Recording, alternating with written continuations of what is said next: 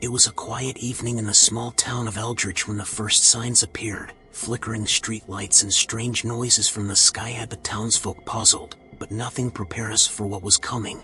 I was sitting in my living room, enjoying a book, when the power went out. Moments later, a greenish glow bathed the town, and an eerie silence fell over Eldridge. Curiosity got the better of me, so I ventured outside. The streets were empty, save for the occasional shadow darting from house to house. I followed the glow to the town square, where I saw them, tall, slender figures with elongated limbs and pale, expressionless faces. Their eyes were large and black, absorbing every detail of their surroundings. As I hid behind a bush, I saw them enter homes, seemingly scanning the interiors before moving on. My heart raced when I realized they were looking for something or someone. I raced back to my house, hoping to find some sense of normalcy, but instead, I found chaos. My neighbors were missing, their homes left in disarray. Desperation set in as I barricaded myself in my basement, listening to the strange hums and clicks from above. Hours passed, but the silence was deafening. Just when I thought it was safe, a soft knock echoed through the house. I held my breath, praying it was a trick of the wind, but the knock came again, this time more insistent. With trembling hands, I crept upstairs, inching toward the front door. A soft, melodic voice whispered my name, promising safety if I opened the door. My instincts screamed to stay hidden, but curiosity won out. I slowly turned the knob, and as the door swung open, I was face to face with one of them. Its eyes bored into mine, and I felt a strange sense of calm wash over me. It raised a hand, and a sharp pain shot through my chest. Darkness enveloped me, and the last thing I saw was the alien's cold, emotionless face. I woke up in a sterile room, surrounded by unfamiliar technology. The aliens stood around me, their voices a symphony of clicks and hums. I realized then that Eldridge was no more. We had been taken, our town replaced with an alien colony, and I was their experiment, a pawn in a game I couldn't understand. My friends and I had always been fascinated by the supernatural, so when we heard about the mysterious disappearances in the nearby forest, we couldn't resist investigating. Armed with flashlights and a sense of adventure, we ventured into the woods one moonless night. The air was thick with anticipation as we walked deeper into the forest. Strange symbols were carved into the trees, and the usual sounds of nocturnal creatures were absent. We reached a clearing where the disappearances supposedly occurred. As we set up camp, an unsettling feeling settled over us, like we were being watched.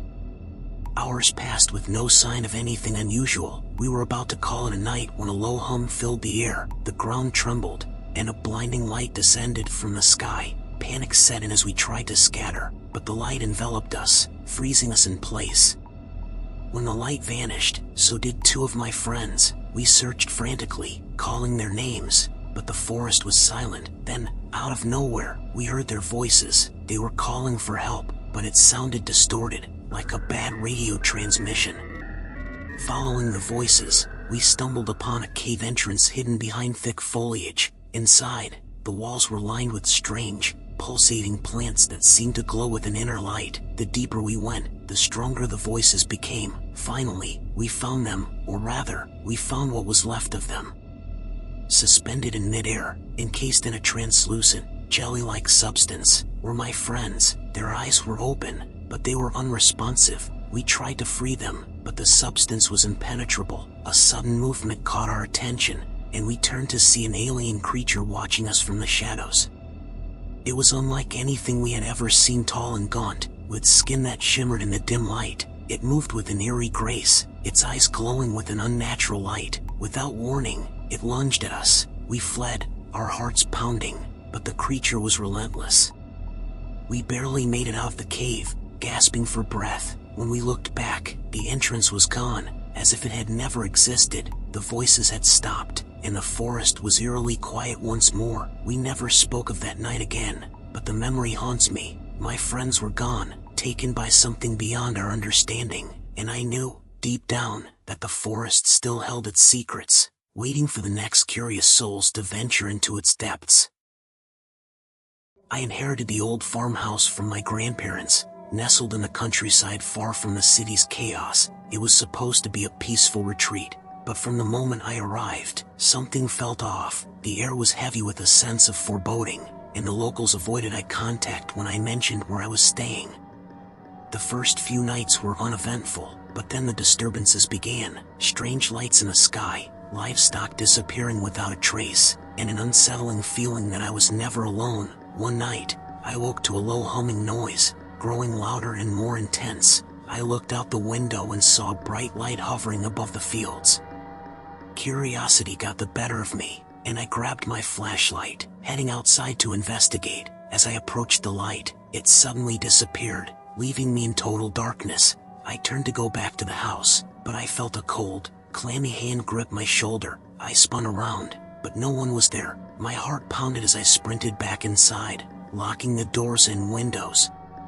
The next day, I found strange symbols etched into the ground where the light had been. They were unlike anything I had ever seen, intricate patterns that seemed to pulse with an inner light. I decided to call the local authorities, but they dismissed my concerns, attributing it to pranksters.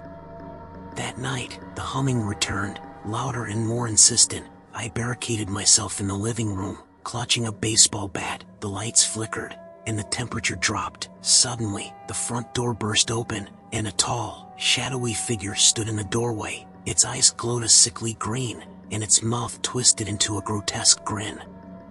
I swung the bat, but it passed right through the figure as if it were made of smoke. The creature raised a hand, and I was lifted off the ground, paralyzed by an unseen force. My vision blurred, and I felt myself being pulled toward the light. When I came to, I was lying in the middle of a crop circle, the same symbols etched into the earth around me. The farmhouse was gone, replaced by a sterile, metallic structure. Inside, I found other people, all with the same vacant, haunted expressions. We were trapped, prisoners in an alien experiment.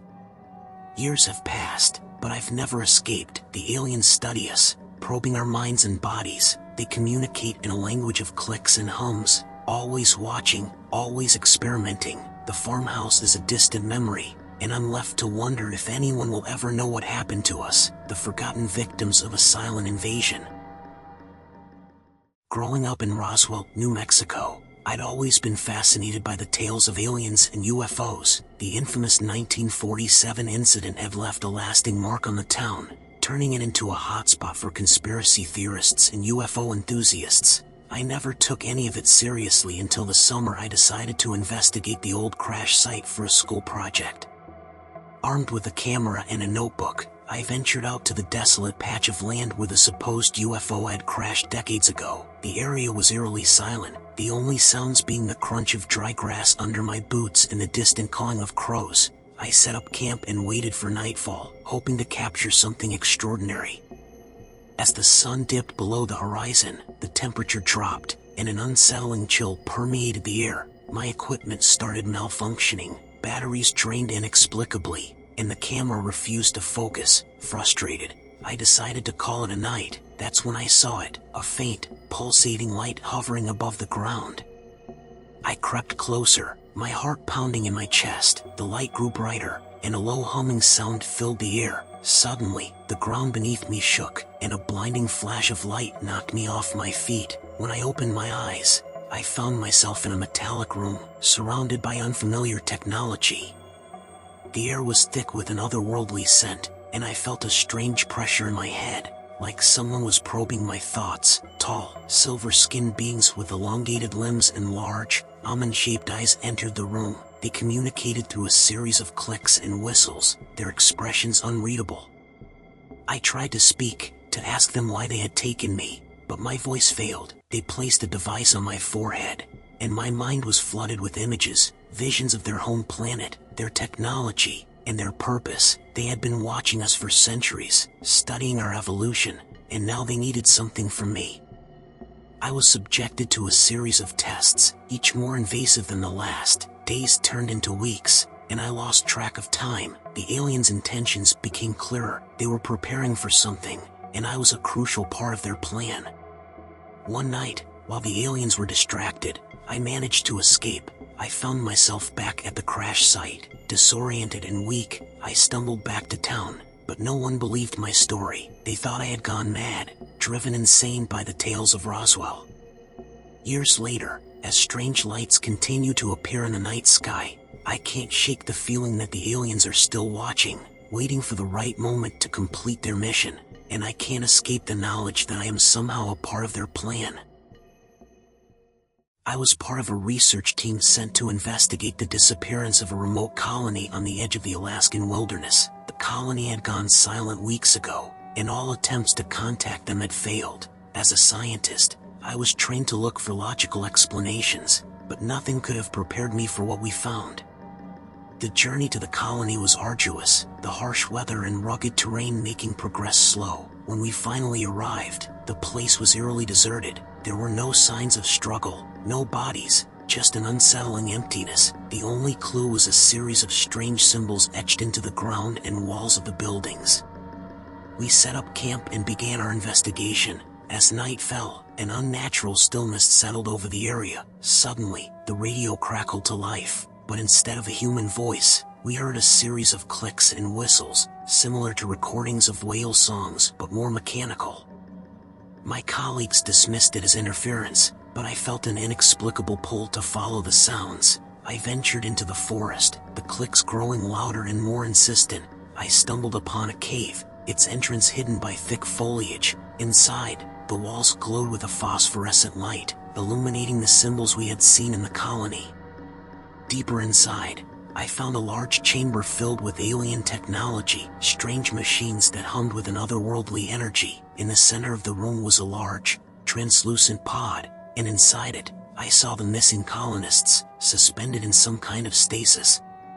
Before I could react, I was seized by a tall, shadowy figure. Its skin was a deep, iridescent black, and its eyes glowed a piercing blue. It communicated telepathically, showing me images of their dying world and their desperate need to find a new home. They had chosen the colony as their new beginning, and the humans were their unwitting subjects. I tried to escape, but the alien's grip was like iron. It placed a device on my forehead, and I felt my consciousness slipping away. My last thoughts were of my team, wondering if they would share my fate. When I woke, I was back at our camp, my colleagues unaware of my absence. I tried to warn them, but my memories were hazy, fragmented. We left the colony, reporting it as a mysterious disappearance, but I knew the truth. Now, every night, I hear the clicks and whistles in my dreams, a haunting reminder of the alien presence that lurks in the shadows. The colony was just the beginning, and I fear it won't be long before they come for the rest of us. If you love horror stories, make sure to like, comment, and subscribe.